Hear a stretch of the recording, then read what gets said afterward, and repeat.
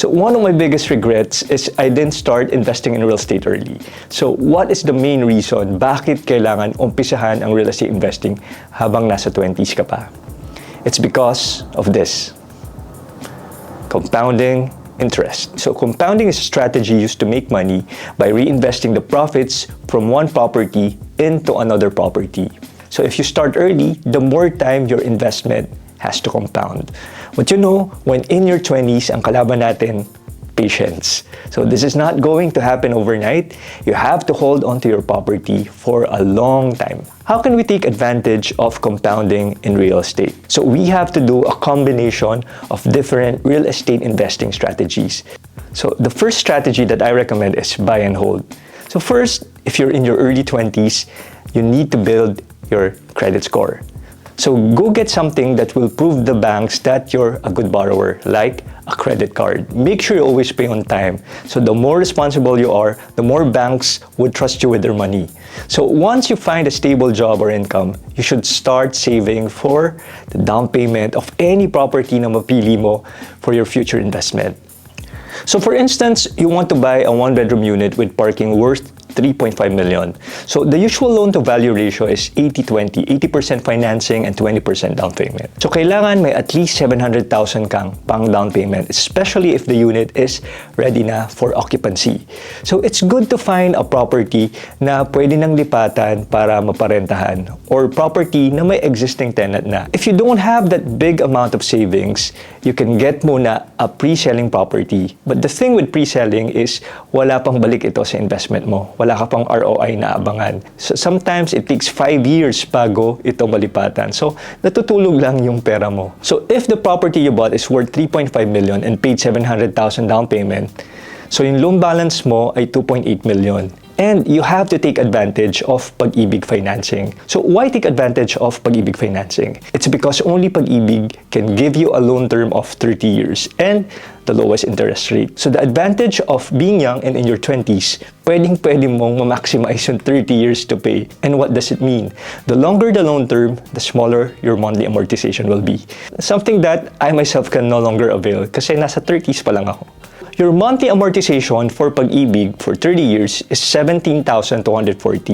So para malaman mo kung magkano dapat ang gross monthly income mo with this monthly amortization, just divide the monthly amortization by 35% or 0.35. So it's 49,257 or 50,000 ang kailangan mong sweldo para makautang ka sa Pag-ibig. So ibig sabihin sa sweldo mong 50,000, ang pwede mong ilaan sa mortgage mo ay 17,000. So once na ma-take out ka na sa Pag-ibig, ay of course pwede mo na itong parentahan. So for example, ang running rental rate doon sa binili mo ay 23,000 a month, including the unit and the parking. Again, puntaan natin ang ibig sabihin ng cash flow.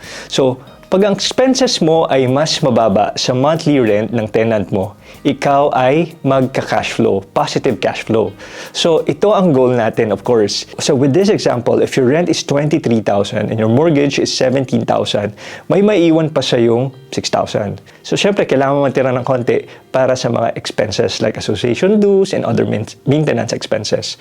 So probably may save ka na 4,000 na cash flow buwan-buwan. So, the question is, saan dito papasok yung compounding? Ang liit naman ng cash flow na kinikita mo. So, dito na dapat siya pag oras ng bumili ng second property investment. So, sa first strategy na buy and hold, your goal is to build equity and earn from cash flow. So for me, the minimum is at least 5 years bago ka ulit kumuha ng investment to maximize your equity and syempre to maximize the value appreciation of your property. So let's say sa loob ng 5 years, kumita na ng 300,000 from cash flow.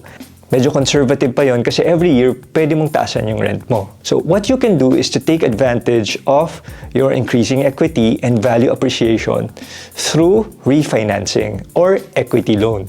So sa equity loan, pwede kang humiram ulit sa Pag-ibig kahit nagbabayad ka pa ng monthly mo sa kanila. Technically, your second loan. But you don't have to worry about the first loan kasi nako-cover na ito ng rent ng tenant mo. So sa Pag-ibig, ang tawag nila dito ay HEAL or Home Equity Appreciation Loan.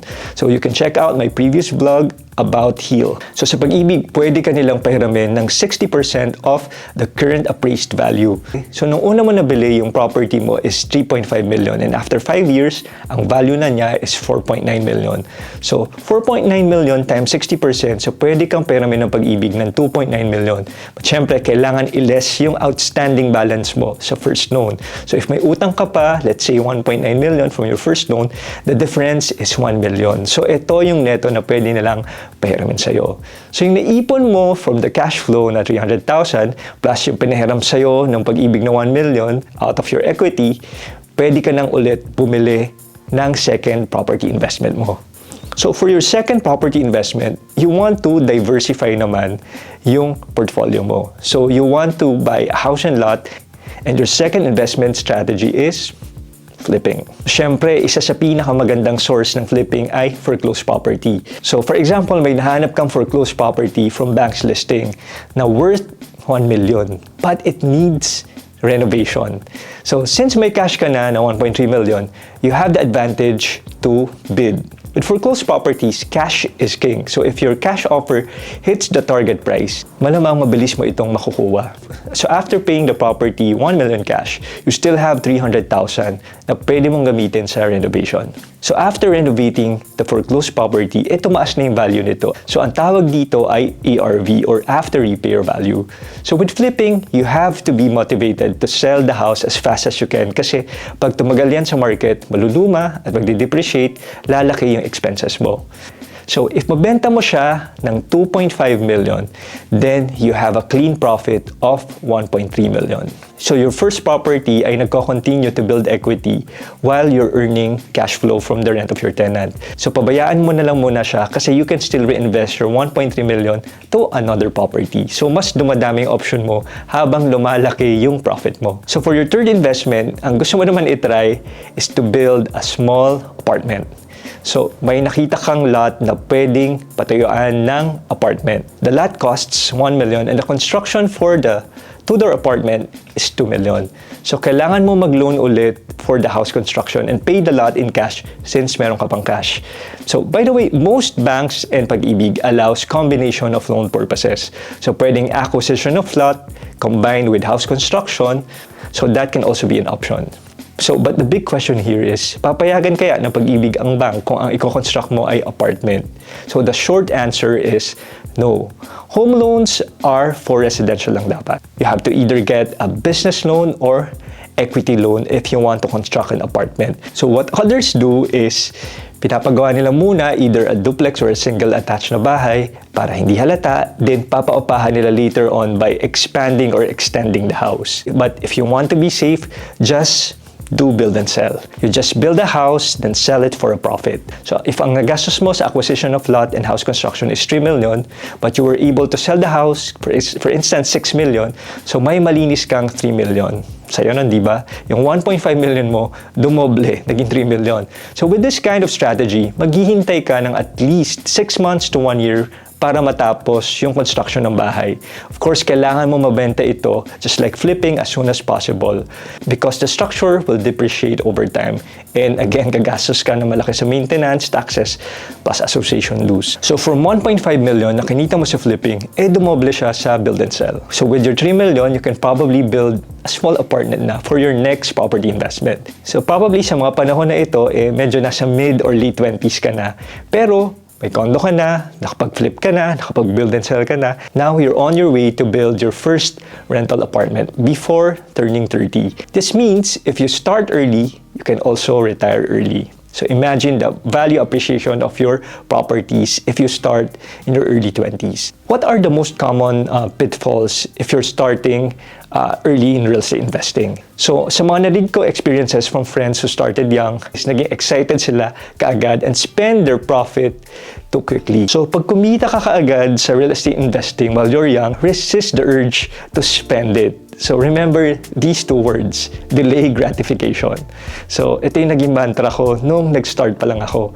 So when you think you have enough savings and profit at hindi ka na umuutang sa bangko, then that's the time you can give back to yourself. So don't spend money that you don't own, especially when doing refinancing or doing equity loan from banks. Thank you guys once again for watching, and if you're new to my channel, please don't forget to hit that subscribe button. And kung nag-uumpisa ka na sa iyong real estate investing journey, please share your experience sa comment section. So I'll see you guys next week. Bye!